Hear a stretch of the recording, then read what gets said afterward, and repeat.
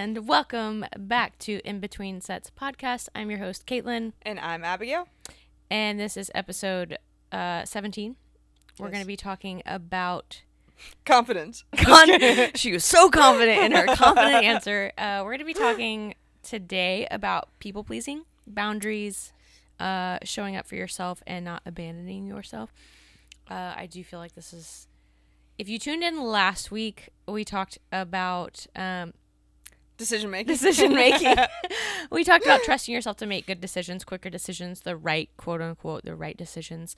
And then I feel like I wanted to talk about these two things because they're so prevalent in like what I see the women in my Beefy Babes Club or Circle 7, like my one-on-one clients struggle with the most is like having boundaries for themselves that are loving and not, just constantly like self-abandoning for the sake of like people pleasing or for the sake of now I get that you have to show up for your kids and your family.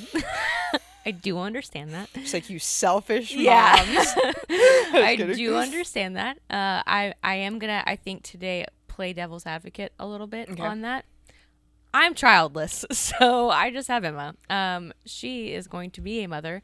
But we're gonna talk about having some sort of balance in that. And then, we're just going to kind of get right into it. But is there any updates that you want to give that we didn't give last time? I have a question that's completely, you did a really good intro, but I have an irrelevant question that I wanted to ask. Yeah. I think I sent it to you. What? But I was thinking about it when I was going to the bathroom, and now I'm curious. Okay. Yeah, because we do 2 sessions in one, and Abigail has to take a bathroom break. I say Abigail, I do as well. And also, there's been a really common theme with me over pregnancy. My mom usually gets the brunt of it every morning when I'm driving. I have the most ADHD random thoughts that come to my head, and I'm like, That's not new in pregnancy, Abigail. Yeah, it is a very normal thing, but it's escalated. Oh, okay. Anyway. So what was your question? So, I think it's because I saw the video. Anyway, who's on your list of people that should be immediately drafted? Oh my God, that was so funny. Abigail, I have a list, and I want to know yours, but I also want to share mine. So Abigail sent this TikTok the other day of this guy, and I've seen it. It's like, this is the 2-part that she sent me. I've seen the first part, but it was like people you think need to immediately be drafted into war. Yes. And to clarify, I'm not talking like they're like they volunteered or like they're going to do admin. Like, these people need to go to the front lines in the army. My favorite was, because I give Abigail shit about this all the time. My favorite was people that have their phones or watches in military time, especially and Abigail does frequent. Listen, I get it for her, okay? I don't understand people who are not in the military and have that as their, like, I'm like, I don't, hey, at 14:25, dude, just say 2. Like, what? Anyway, she sent that to me because she knew that I would, the whole list was funny, but that part was funny to me. So who would I draft? Yes. Or who do I think needs to? Yes. We talked about this, I think, on Sunday, but people who comment on Instagram or TikTok videos, like, that have no business, like, no business commenting, like, or just to be like haters, trolling and celebrities. Trolling. Thank you. I couldn't think of people who just troll and have no business. Immediately front lines. Who else? People that don't use their blinker. That's on my list. Yes. People who don't use their blinker, like, if I'm trying to make a left turn and you're turning right and you don't turn your blinker, so I'm waiting for you. That okay. To the front lines. Go see how much of a man you are at the front lines. See how confident you are with your turn then. You go. What's like 2 of yours? Let me think. Oh, you know me. Yeah. I could go on. Right. First, truck drivers that get on the expressway. Okay. Immediate front lines. Get off the expressway. Yeah. When you're getting paid to drive on the normal road. Right. 2, you literally can't go the speed limit that's required. 3, you always try to pass other trucks, but you're going so slow that now I'm stuck. Sure. Truck drivers, bus drivers on the expressway. Okay. Front lines. Yeah. Immediately. Who else? Second one. I think, and this one I've said before, I'm pretty sure. People that don't put their grocery carts back. Oh, yeah. And then I'm trying to go park in a parking spot, and there's a cart there. Yeah. Walk the extra 3 feet. Go Yep. put the thing away. Yep. Go get your steps. Yeah. Why would... It's also you just are so considerate. selfish. Yeah. If you're from Fort Worth, 52 deers. Have I told you about 52 deers? 52 deers. The worst humans. suck. I am fully convinced they are the worst humans on this planet. Having to drive when I was living with you and going to CrossFit Westwood still. The worst. To paint a picture, there's an exit that's very clearly marked. It's an exit only lane. Yes. And there's two. You have to merge. Mm-hmm. These people will drive all the way down, block all the traffic, and then try to merge over so they can cut because it's a trafficy area. Oh, man.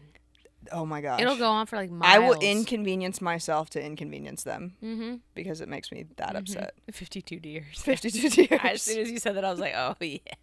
I know exactly who those people are. I have to really think about that, but those were my first two. Okay. Random pet peeve. I don't like when people on Instagram, TikTok, whatever, like people who are like trying to sell their services as personal trainers who are just kind of fitness influencers. Like they have no business being actual personal trainers. They're just fitness influencers. They're like, do you want to build lean muscle mass? And I'm like, that is like me every time going, hey, do you want to go look at the blue sky? It's a descriptor. There is no fat muscle. Like it's just like front lines, really. Those people. I think maybe at this point. I respect that. But it's just like I get kind of tired because you're just trying to sell, and I get that it's a descriptor like lean muscle. It sounds better because people are like, I just want to be toned and I want to look lean, and like we have to gain muscle to look that way. But people think that, well, I don't want to gain muscle to look that way. But that's the only way that you're going to look lean. It's false advertising. It's false advertising, like because you're trying to play into it being like making them skinny, but as opposed to them going to gain fat muscle. Right. You can't gain fat muscle. I feel like those people are in the same categories as the people who you went to high school with that sell MLMs. Oh yeah. Or you're like, just sit down. Go to the front lines. Yeah, actually, go to the front lines. I don't need any of this in my life. Okay, another one is people that are like permanently in a bad mood. Oh yeah. Like they could win $1 million and they'll like find something to complain about. Because I'm like, go have a real problem. Yeah. Go be on the front lines. Yeah. Now you can complain. Yeah. Okay. Yep. But I know permanent like bad that. moods. There's this girl in my class. That's why I thought of it. Yeah. Who's just like always feels the need to like just be rude, has something to say all the time. And I'm like, who pissed in your Cheerios every morning? You're upset. There's no reason for that. Yes. Be happier. Yes. Or go to the front. Or go to the front. That's just gonna be our new thing. Go to the front lines. Go to the front of the line. Men who lie. I don't know. Oh. Yeah. Well, we had no men left, so I'm just kidding. Sorry, Bryce. I'm married. Yeah, she's married. He's been already, so we're good. Kyle has been already the front lines. Hey, he made it back. You can stay. He's good. Like, yeah, if you're a man who can lie, learn his lesson, came back. Go learn his lesson, come back. I don't think any men listen to our podcast except maybe your dad, and then he'd also probably agree. So. Yeah, he definitely would agree. He would have a long list of people too. Oh, I bet. We should ask him because he would have a good one. Yeah, I bet. I like that. Any other people you can think of? No, not that I can think of. I've got some like actual people. Are you asking specific names? Yeah, specific names. You went there, social? Yeah, I got that. I got a laundry hilarious. list of that. No, I'm just kidding. I only have like 2. I have also seen, speaking of that, this girl that said anytime somebody pisses her off, she signs them up for every recruiting. Like military.com signs them up for it and signs them up for like Jehovah's Witnesses and like all the people that call you all the time. Man. I was like, that's hilarious because that is like you have no idea where that's coming from. So one of our friends was asking, hey, how can I like prank this guy in my office? Like they've kind of been pranking each other back and forth. Like, you can do like the classic sticky note under the mouse thing and like the mouse doesn't work, whatever, just little things like that, or move the keys around. Like And one of our friends was like, well, this is a little probably of an HR like violation, but you could get his phone number and put it on like those little like tabs, you know, like a flyer or something, little tabs, and be like, this guy broke my heart, call this number, and make the worst Chewbacca noise that you could possibly do, or like the best Chewbacca noise that you could possibly make. Just like, you know, something. And like this, they said like this guy was just getting like 900 calls. Yeah, of just Chewbacca noises. And I saw one that was great. They put his friend put his number in a in a porta-john. Yeah. But like not like a normal one, like a construction site porta-john that said, "Send me pictures of your poop." So for like years, he was just getting texts, and he goes, "The worst part about it is you can't block the number because it's just continuous, and like they rotate where the porta-john goes and stuff." So like 5 years later, he's still getting random pictures of. Yeah. Anyway, hilarious. Anyway. Think of that one. Yeah. It's never too late. Anyway, on that note, sorry, people pleasing. People pleasing. Boundaries. Anyway, okay, so let's get. Okay.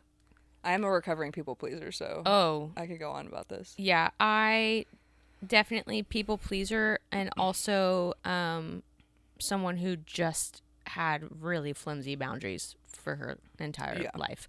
The reason like how I kind of want to kick this one off, for example, like I'm just going to use myself as the poster child for it. And just briefly talk about like the way in which this has a point, so like bear with me. I was recently talking to a friend of mine about like the people that I chose previously to be in relationships with, and how winners. Huh? What'd you say? Said they're winners. There were winners. Front of the line. Front of the line. But it wasn't necessarily a reflection of bad choices, right? Like it was, but it was more of a reflection of how much I loved myself, or how I thought of myself. Yeah. So a lot of the people that I chose for probably 10 years, because I didn't date, like, I was maybe within like 3 relationships in a 10-year period, you know, like married, divorced, waited like 2 years. Like there was one good one in there. I'll throw one good one in there, but like it was just a how I viewed myself. Yeah. And I thought there were so many times, it was, I think specifically the last one, where I was like, wow, I just wanted to be loved so badly and seen so much that I had these boundaries that I wanted to put up, like, well, you know, he needs to treat me like this, and he needs to like, and when those boundaries were just completely crossed, I didn't care. I was like, well, at least I'm being loved, or at least I'm being perceived, or at least I have someone, you know, to connect with, even if it is seriously very toxic and not okay at all, and borderline abusive. Like, right. It, you know, like I wish, and then I see that show up, that same mistake show up in these people that I coach. Yeah. Where their boundaries for themselves, or what they want for themselves, is great. Like, they have all these great boundaries. Well, I want this for myself, but they can't withhold their boundaries because they don't respect themselves enough. They don't love themselves enough to uphold them, because upholding boundaries is very difficult in the beginning. It is very uncomfortable, and it is very difficult, and it feels like you are letting people down. It feels like when you're so used to constantly abandoning yourself, it feels so out of character to actually uphold a boundary and actually take the time to say, like, I'm sorry, but this doesn't meet my needs, and this doesn't meet the boundaries that I have for myself, or like the boundaries that I need to set in place for myself to be in a healthy relationship, or just have a healthy relationship with myself, et cetera, et cetera. We'll go on a different, like, we'll dive into that. But I just see so much of it, and I'm like, man, this genuinely needs to be talked about on a podcast, on the podcast, because like there are just so many women that are just struggling to people please and like be very boundaryless. Well, and I think to back up really quick, I think it's important to mention that I think people get confused with like what boundaries are. Like I hear a lot of they crossed my boundary, or this person didn't respect my boundary, or this or that.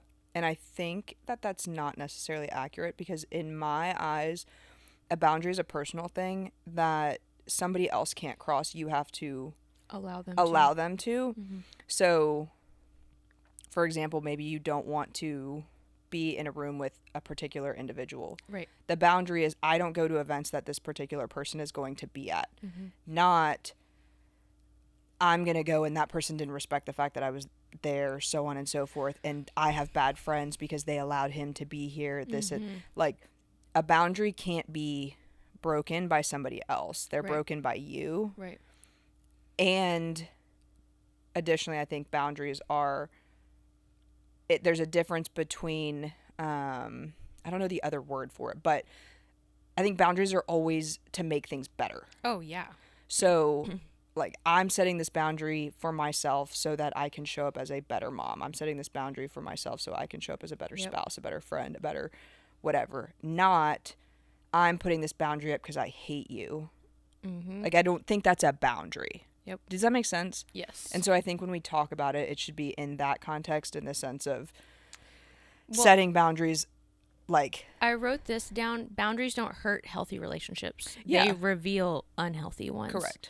And that's also to say within yourself. Like, boundaries, we could talk about like food. We can talk about money. We can talk about things that are not necessarily things you have relationships with, but perspectives. But you have a bad relationship with yourself. Therefore, you're using money or food or something as a coping mechanism. But boundaries don't hurt healthy relationships. They reveal unhealthy ones. And so if someone is used to benefiting from your lack of boundaries, your new standard will feel offensive to them. And that's not your problem to solve. It's not, but I do think we have a responsibility to express that to somebody. Like, hey, for the instant example I think of is always the mom and wife who wants to start working out. Yeah. And needs a husband to be supportive of that, because she can't do that with, she needs him to watch the kids so she can go. Right. And then it's on her to explain, like, hey, I will be able to show up as a better wife, a better spouse, if I have this boundary that from this time to this time, I'm working out. That's just like a brief example, in the sense of, yes, they do reveal unhealthy relationships, because your spouse's response to that will definitely reveal that. Sure. But you do, I think, have a place to say, like, this is why I want to do it, not you need to respect my boundary because this is unhealthy. And I feel like I see that a lot with, like, when people try to put up boundaries with, like, family members.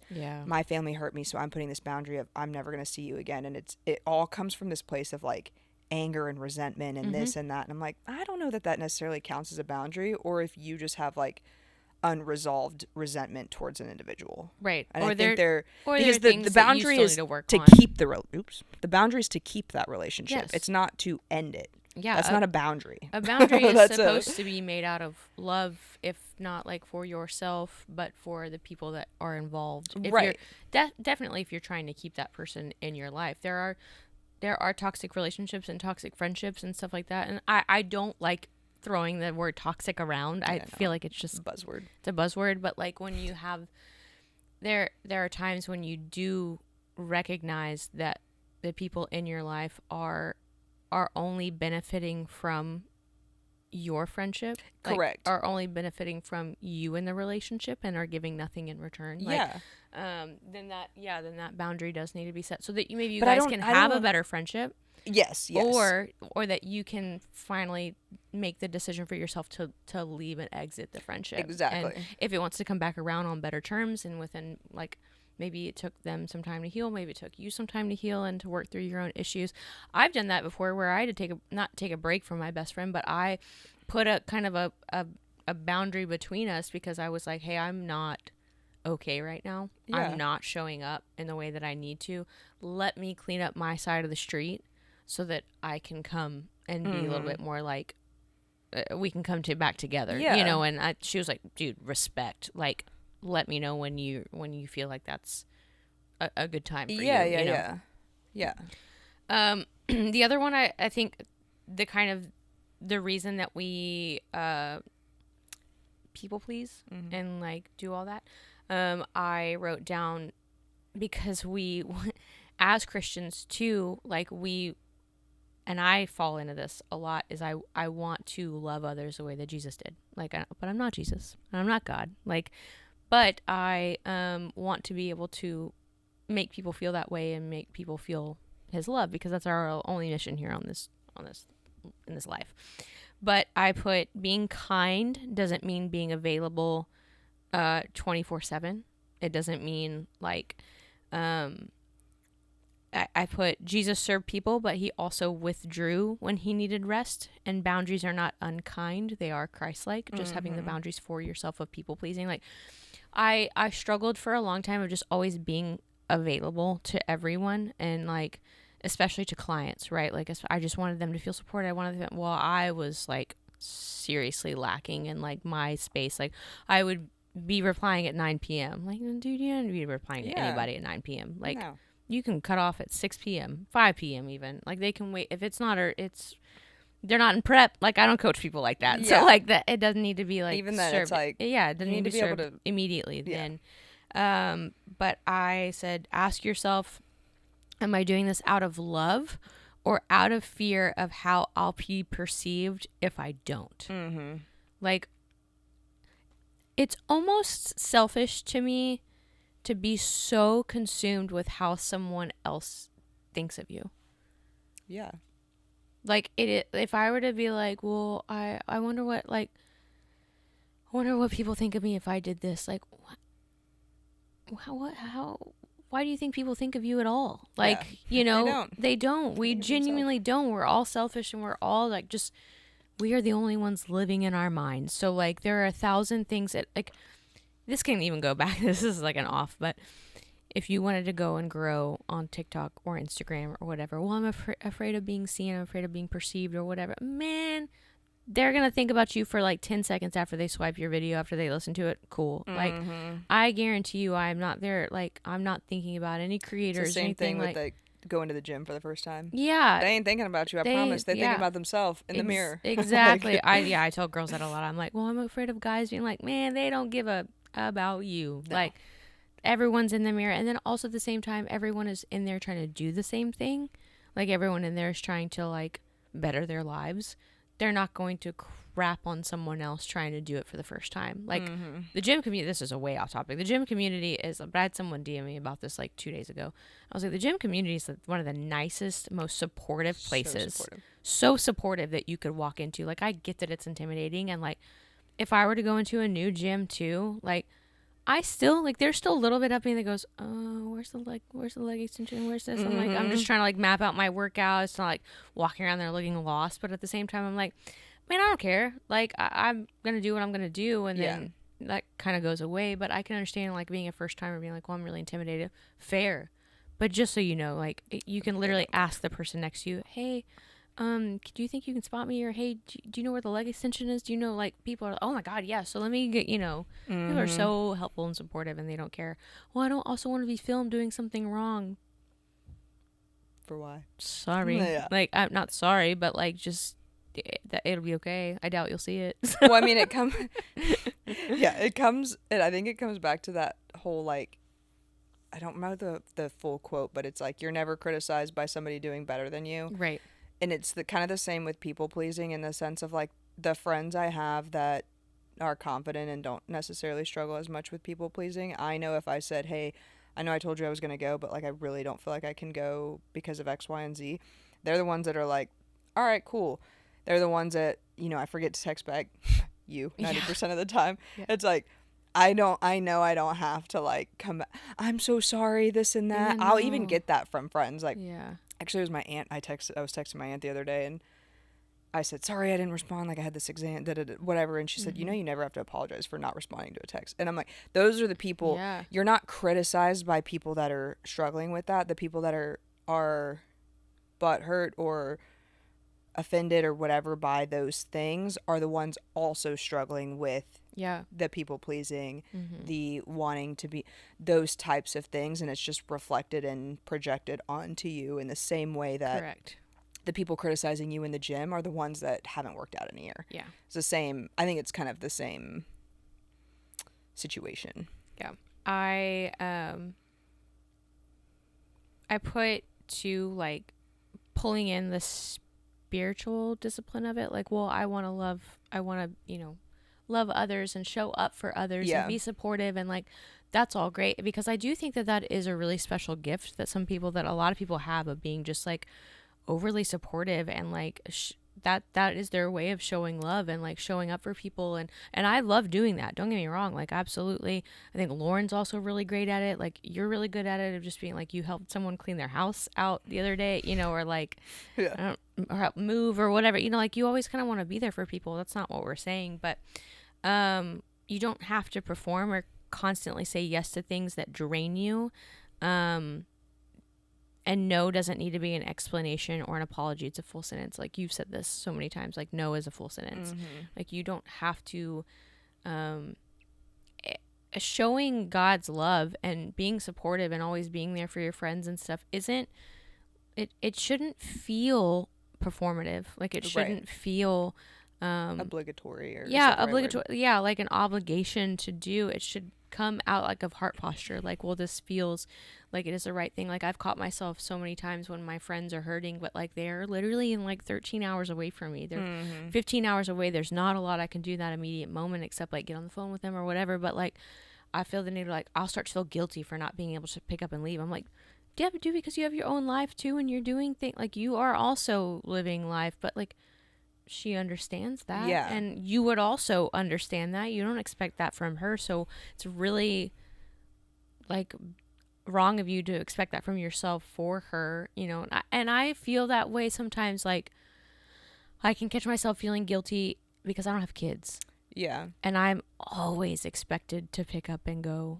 whenever, because I think a lot of my friends, not a lot of my friends anymore by any means, but a lot of them do kind of, sometimes I think, whether they view it or not, are like, well, you have the easier route essentially within your life to be able to pick up and go, because you're also work for yourself, you're also an entrepreneur. And I'm like, dude, I'm also the only one that is driving my business. Like if I don't work and I don't sit and do my non-negotiables, and if I don't sit and then nothing gets done, and like it is more difficult for me to kind of get up and go, and like, but yeah, you can work from anywhere essentially. Yeah, totally, I can, like, but if I'm with you, I want to be present with you.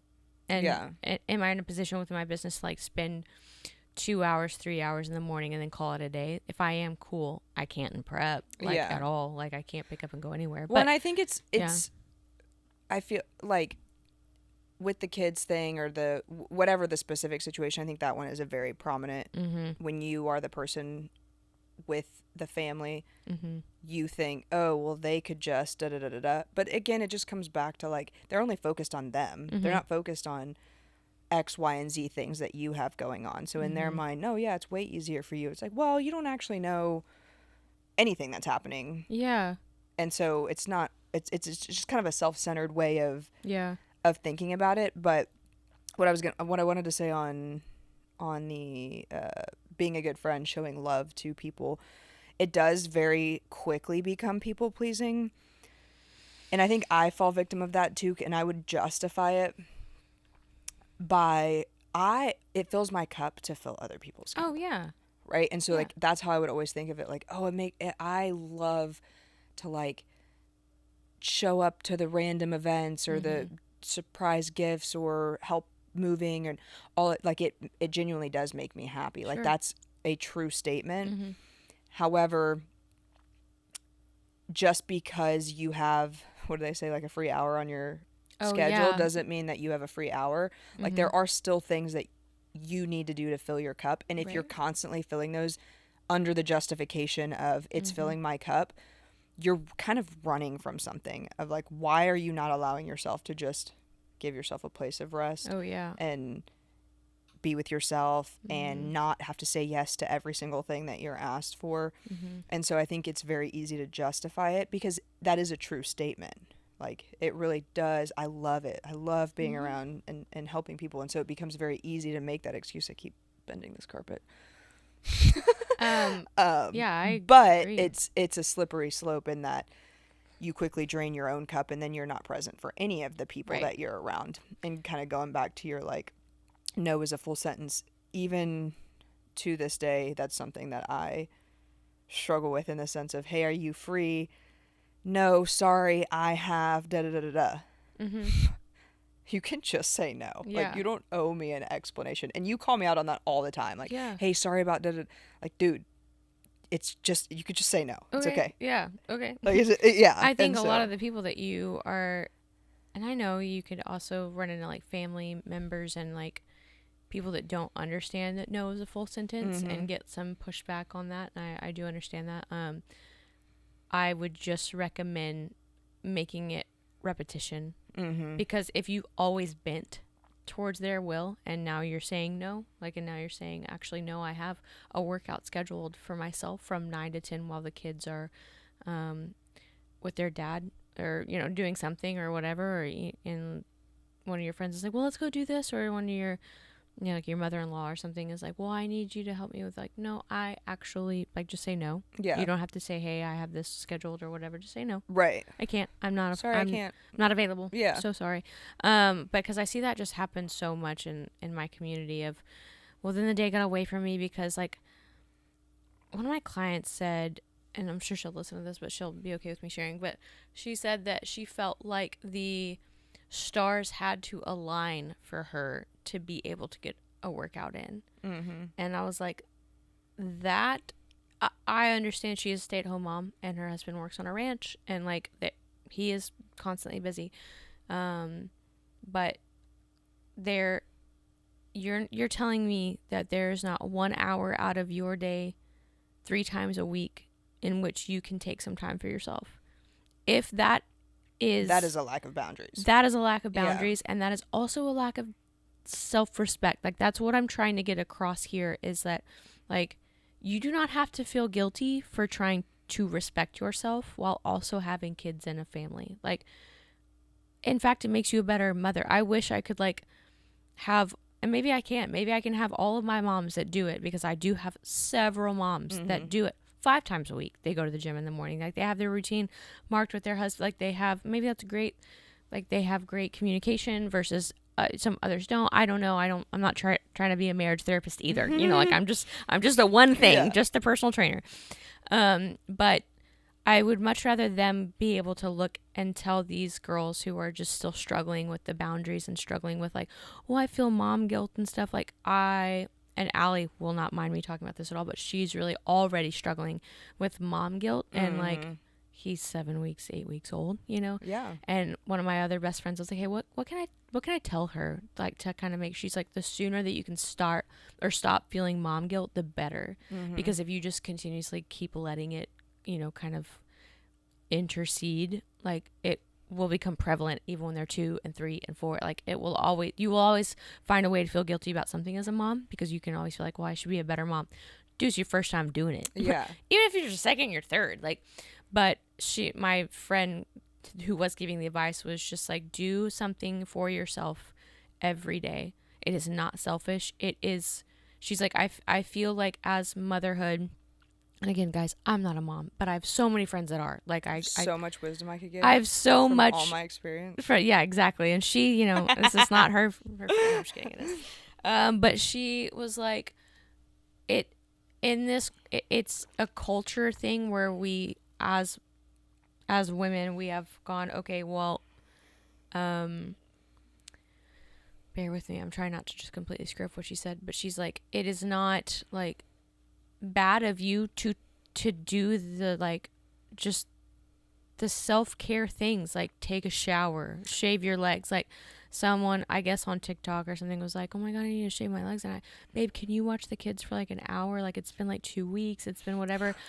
Like, you haven't let your wife gone and take a shower, like, or, you know, not showered in 2 weeks, but just like have like a have like a me time, like, you know, to be able to do that, and like to be able, like, dude, take that time out for yourself. Like, but start now with why the kid is 8 weeks old and not crawling all over you, and even so, involve it in your workout. You know, well, I'm getting off topic, but no, like, I get it. I think too, though, it's like the first time you do it as a, like, so the first time you are dealing with mom guilt and you go do the workout, you're going to do it with the guilt.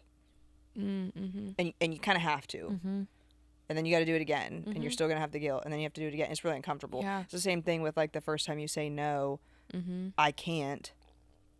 It feels really uncomfortable. Even now, like, that is so hard for me. Like, it feels so uncomfortable, but it becomes easier doing it, and you have to do it uncomfortably before it's going to not be uncomfortable, before you no longer, like, your mom guilt's not going to go away. Yeah.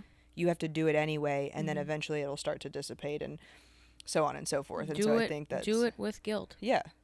Do it and make it feel uncomfortable. Yeah. Say no and, like, make because that at the be end of the day, it's a good thing to have, for sure. Yeah. What do you think, though, kind of...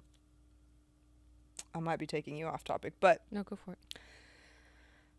What do you think is, like, going overboard with boundaries? Like, when can it become more selfish and I guess more self-centered and not thinking about other people, and it's all about me under the disguise of boundaries? Because I feel like I see that too. I think in essence, people pleasing is a way of having control. Like, it is a way of just feeling like you are in control. You're needed.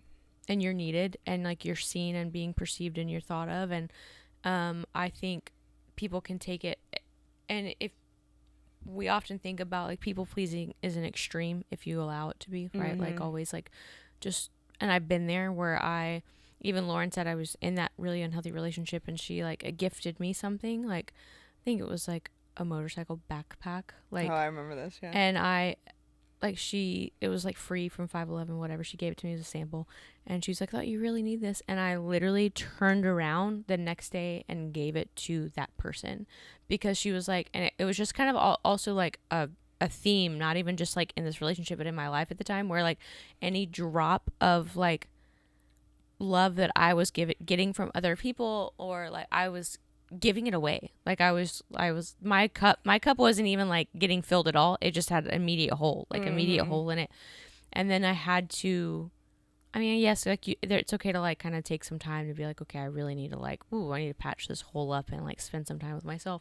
But when it becomes, I think, too much is when you are shutting yourself off from other people, and you're using it as an excuse of being, like, a victim, almost like victimhood. Yeah. You know, kind of like the woe is like me. Weaponizing protecting your peace. Exactly. Yeah. Like weaponizing protecting your peace, and, like, saying, well, this is just what's good for me. And this is like, well, okay. Like, if there's a time in which you are genuinely, like, you have gone so much so that you're burnt out, and that you're also not, like, for me, I needed to reestablish my boundaries, and it wasn't for anyone else. Like, it was just literally for me, so that I could build trust within myself again, so that I could, like, okay, all that self-abandoning that I did for the sake of love, for the sake of something else, like, I can in turn give that love back to myself. Yeah. So that's what I was spending the time doing, but I still wasn't, like, shutting people away. Right. And like, if you didn't, if you did take some out of my cup, like, the whole point too of the cup thing is, like, God wants us to be able to pour from our overflow. Correct. He doesn't necessarily want us, like, it is okay from obviously time to time to pour from your cup, but, like, that is the whole essence of, like, you can't pour from an empty cup. You also just need to kind of have your cup full at all, like 3/4 of the way, like a nice coffee cup full.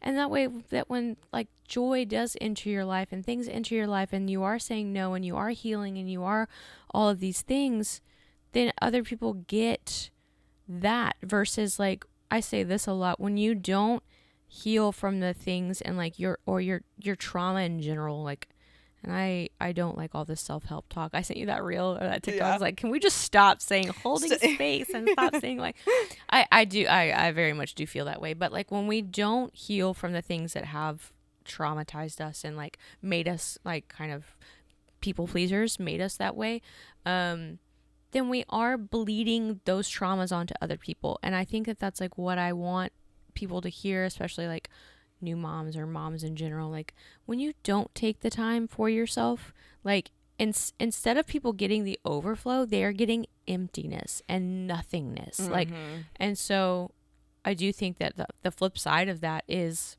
weaponizing and being a victim to your own people pleasing. Yeah. And I think with your example, right? So that you turned around and same relationship, right? Yeah. I think that an example of it turning into weaponizing would be, there were a couple of times when we had I need you to hear me. Yeah. I need you to hear what I have to say about this. Mm-hmm. If in turn your response was, we're not talking about this anymore. Mm-hmm. Or we're not friends anymore. Mm-hmm. Or whatever. I think that is an unhealthy boundary, or starting to weaponize that, because it's like, that's not a boundary that you're setting. You just lack accountability in what's happening in the situation, and you don't want to hear it from me. That's not a boundary. That's running away from accountability. And so I think, because setting boundaries and protecting your peace and all of that is kind of a buzzword right now, we often see it weaponized. And I don't think it's as common as women people pleasing. Yeah. Like I still do think that is generally more what we see. But I just wanted to hit on that a little bit, because I don't think that type of thing would have been a boundary. Like, that's not healthy. You need to hear that from people that love you, right? But instead it was, okay, I hear that. How do I fill my own cup? Like, what do I think about this relationship? How do I set boundaries in that so that we are not having these conversations? You know what I'm saying? Yeah. And so hopefully that made sense. But yes, I just kind of wanted to touch on like the flip side of that, because I do think a lot of the stuff that we talk about, like, there's always a extreme on both ends, and we try to address it from like a happy medium. Like, there's a medium between being too much of a people pleaser, but there's also a selfish aspect of setting boundaries that again weaponize protecting your peace. Anyway, the last point that I had written down was a lot of the time people pleasing is obviously just a control and a way to be seen and to I don't want to say like just be perceived, but like it's a lack of trust within yourself. And when people, you're like, why can't you just sit down, and why can't you just who's calling? Toll, or like not toll, like spam. A toll-free spam thing. When you do, for me, when I don't like to sit down and be still. Same. I don't know how to do it, and but that is kind of what I've also allotted July towards. I think we talked about last episode of just like having to kind of slow down and put a little pause on things, even though I was feeling momentum in my business. But like, I noticed that like I was getting like these huge adrenaline dumps, because I had cleared my plate of so many things that I was involved in, and it was causing me to feel burnt out. It was causing me to feel like I couldn't discern, like hear my own voice. Like, I was hearing so many other things, and I was just like, and we talked about it in Allie's episode of just like, I needed to advocate for what I thought was best for myself at the time, and just kind of remove myself from these different things. I mean, they were all great things. They were all good things that I learned from. They were necessary, but now it was like that season was over. If I need to go back, I can go back. But like, I pulled all that back, and I remember being like done with work at like 2 p.m.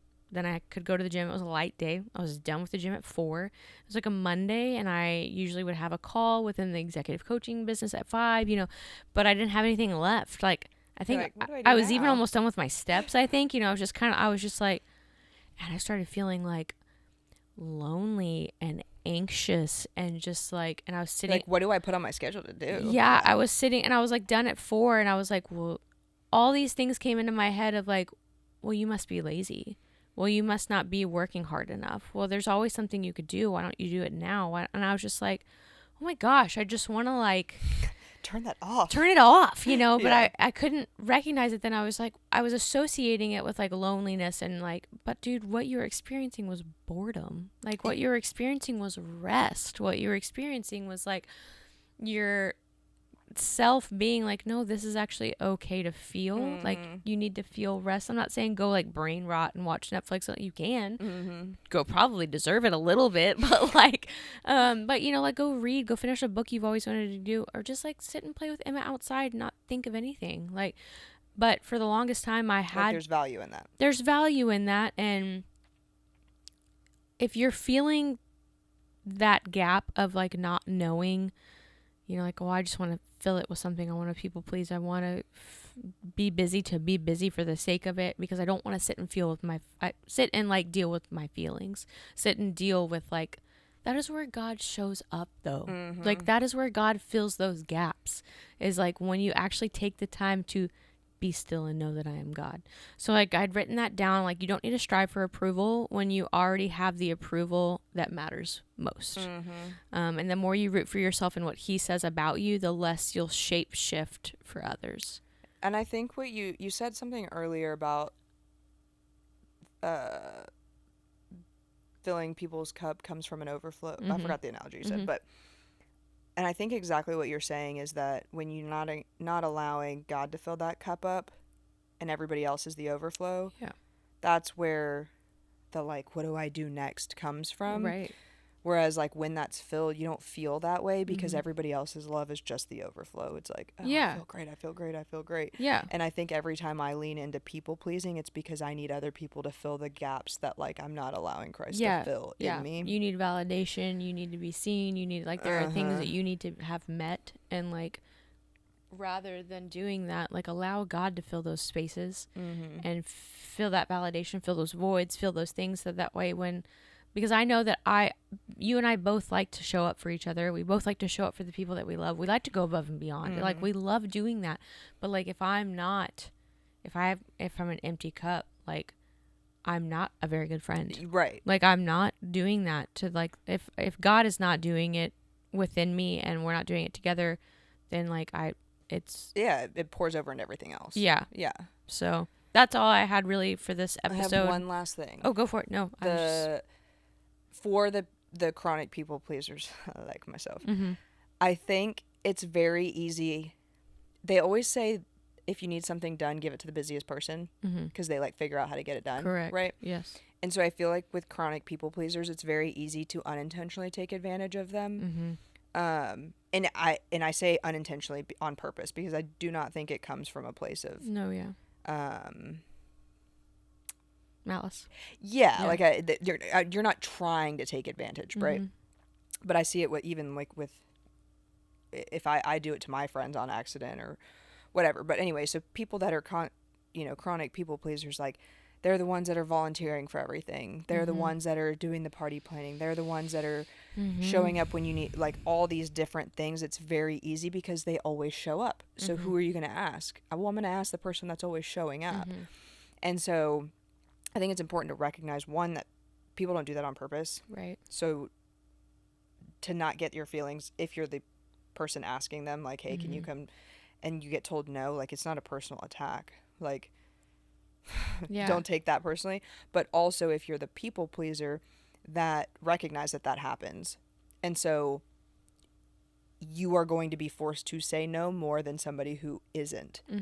So you're kind of being forced into doing exactly what you need to do, because the opportunity presents itself so much more often. Like, again, you're volunteering all the time. At some point you have to say, I can't. Like there's not there. I don't have enough hours in the day. So you're going to have to say it more. Whereas somebody who maybe isn't raising their hand to do that all the time, they're not being asked. So then they don't have to say no. Does that make sense? So it's kind of like you're being forced into it. And so I think if you're able to recognize that, it kind of takes the guilt off. At least it helps me of like, no, I do a lot of things. I say yes to a lot of people. And so truly I don't have the capacity right now. So like it takes the guilt off of saying no, which helps when you're starting this. It's also process. Very much okay to like, something that I brought up with one of my, like, couple of my close friends is saying I don't have the capacity right now, because like obviously when you want to, goes on to like kind of the emotional dumping side of things. Like when I want to vent to you, for example, I could, if I know it's going to be a lot, like I know it's going to be like, hey, I need some, it's like 911. I need some time like from you. I try to go, hey, do you have the capacity right now? Mm-hmm. Like, hey, do you have the capacity to just like, can I just vent for a second? If not, that I'm okay. That's okay. Like, I've self-regulated enough to know that like I'll be okay. Get to me when you can get back, or like obviously read the room if that person's going through a much more difficult time, and they usually are the people pleaser, the one that's showing up the most. Like, man, how can you show up for them? Like, how about you do it for a second? You know, like that's obviously what friendship is for. But like when it's two people pleasers, when it's two people that like to be overly supportive, like, and think how other people are feeling all the time, like on New Girl, like you just sit around and think about how people feel all the time. Yeah, don't you? No. Literally. But like it's okay to kind of go, hey, I don't have the capacity for your emotions right now, or what you're going through. So sorry, but like, let me deal with kind of what I'm going through. I'll get back to you in the morning. Yeah. Let's try again in the morning. Yeah. You know, let's try, like, I think Ellie texted me yesterday about something, and I was like, I can't answer this right now. I had no idea. Yeah. I was like, I can't. And she goes, because she already knew the answer to what she was asking me. But I was just like, I can't do this right now. And she was like, I totally get it. I know what you're going to say anyway. It's fine. I was like, okay. Like, but, you know, just to kind of be able to say, I actually don't have the capacity. And to have friends that you can do that too. Yes. I think we do a good job of that, especially like with everything we both have going on right now. It's like, dude, I need you to take the reins right now. Well, that's why when I do message you and you don't text me back, I go, I know that what I'm about to say is going to be a little overwhelming to her. Like, you know, even just preface like, it. Even just like a little bit of a tip of it. Like, hey, when are you free this week for scheduling for podcasts? I'm like, okay. I need to know the answer.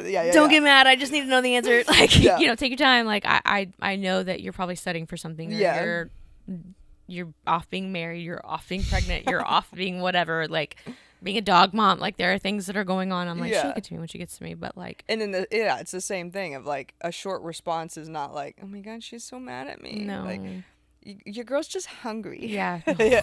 So it's like, I think recognizing those things in people. Anyway. Not that we like solved the world's issues today on people pleasing and stuff, but I mean, I think we did. We told everybody who needs to be drafted. That's true. Yeah, we did solve the issues there.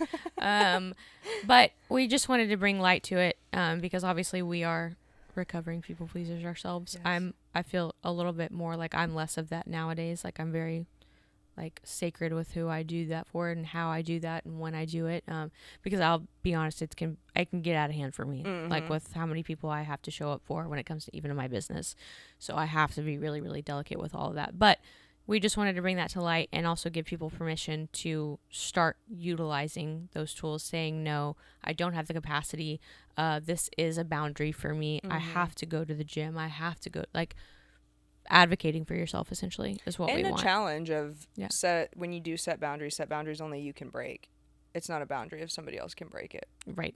So that's today's episode. Next week we are going to have a guest, but I'm not going to tell you who because it's a surprise. It's a surprise and we don't have it scheduled.